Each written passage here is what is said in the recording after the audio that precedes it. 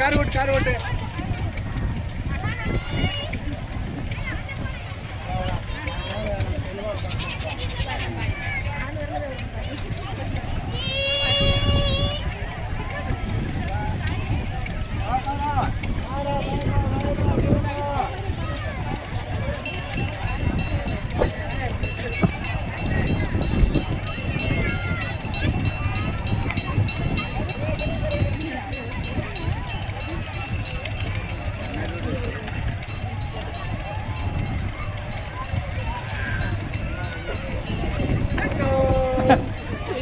என்ன 2 பேரும்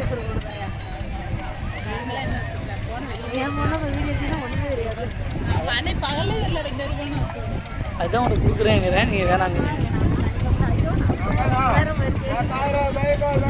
ஒரு நிமிஷம் எடுத்தால் போதும்.